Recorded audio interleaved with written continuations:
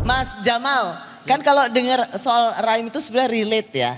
Mas Jamal tuh ngusahain inovasi di apa? Waktu untuk menerangi Cilacap karena gelap gulita terus air gitu. Langsung ketemu nggak inovasinya? Langsung oh ya pakai panel surya terus pakai angin langsung berhasil. Ya, yang jelas sistem ini ya tentu berawal dari pengalaman saya dalam dunia pendidikan. Saya kebetulan SMK itu otomotif ya, teknik kelistrikan dan lain sebagainya. Sehingga di situ saya paham Teknik apa? kelistrikan otomotif. Jadi dengan sedikit pemahaman saya ini dengan melihat merasa gitu ya. Karena amanat bapak saya itu begini. Kita tidak hanya menjadi orang pintar tapi harus menjadi orang mengerti. Nah, Menarik ketika juga kita nih. memiliki sesuatu. Jangan hanya jadi orang pinter tapi jadi orang mengerti. Mengerti gitu ya. Jadi ketika kita sudah merasa melihat sesuatu yang kita berpotensi, kita bisa nih. Mungkin kalau saya berpikir pribadi untuk kepentingan saya tidak mungkin ada di Dusun Bondan. Mungkin saya bisa bekerja di sebuah perusahaan besar di luar negeri atau di mana. Itu yang aku mau tanya sih, kenapa Ya. ketika tinggal di daerah berasal dari Dusun Bondan, kenapa nggak pergi merantau aja mencari Ya. kehidupan yang lebih baik? Kenapa Mas Bondan Mas Jamal tetap memilih tinggal di desa Bondan? Ya itulah karena rasa dan mengerti ya. Bahwa dari mengerti ini perlu kita terapkan dan kita berikan kebermanfaatan kepada orang lain. Begitu. Namun jelas dari sesuatu yang kita lakukan bahwa Tuhan itu Allah Subhanahu wa taala tidak akan berdiam diri ya. Sekalipun kita banyak pahit getir kehidupan yang kita jalani untuk mengabdi kepada masyarakat, tentu di situ juga Tuhan memberikan manfaat bagi kita. Pernah nggak merasa udah deh capek deh. Karena kan Dusun Bondan bukan desa yang mudah mengakses Betul. apapun. Jadi ketika Ya. mengusahakan sesuatu dengan keterbatasan pasti dong ada masa di mana udah deh bodoh amat terserah deh. Ya. Ada nggak masa itu? Kalau keluh kesah ada, tapi untuk menyerah tidak.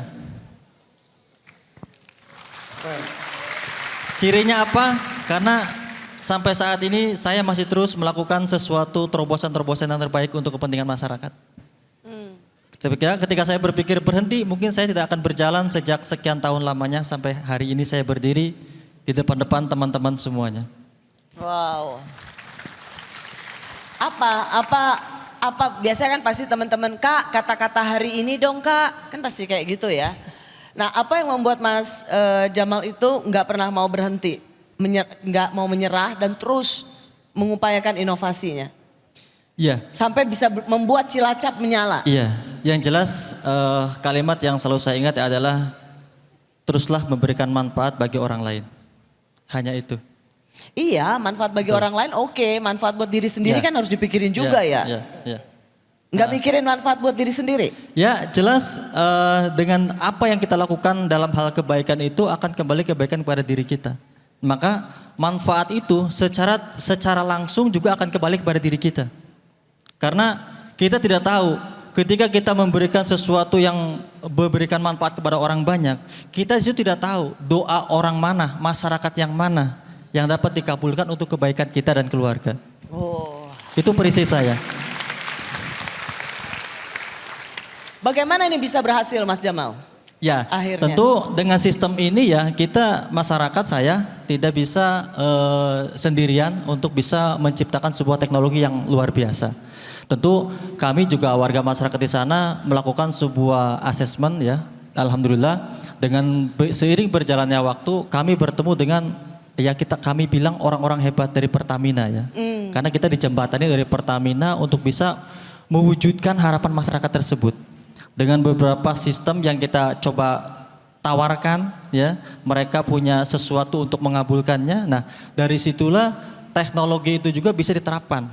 Ya, kebetulan saat itu dari Pertamina RU 4 Cilacap itu dari programnya Perwira Pertamina ada program penerapan energi baru terbarukan ya, yang mana di situ juga membutuhkan lokasi yang memang bisa diterapkan.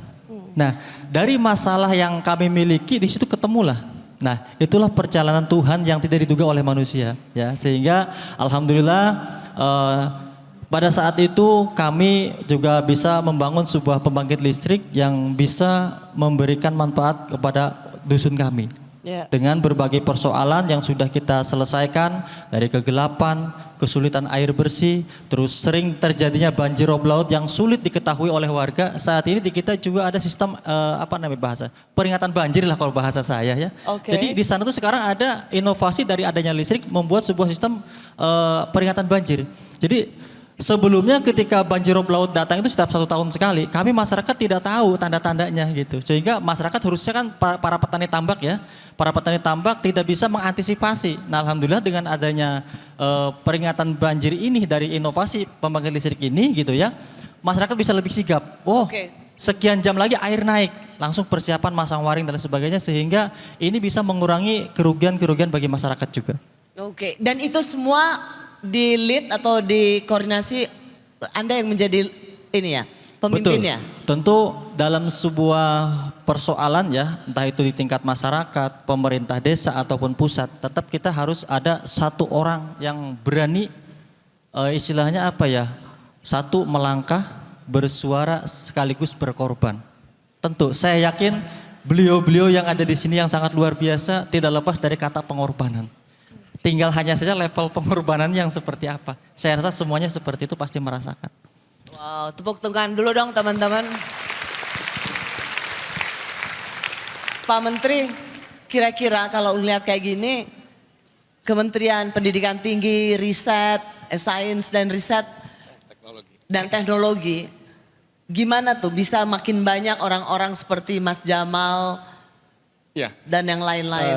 ya jadi memang sebenarnya kan ini apa yang dilakukan itu adalah konsep inovasi ya, konsep inovator.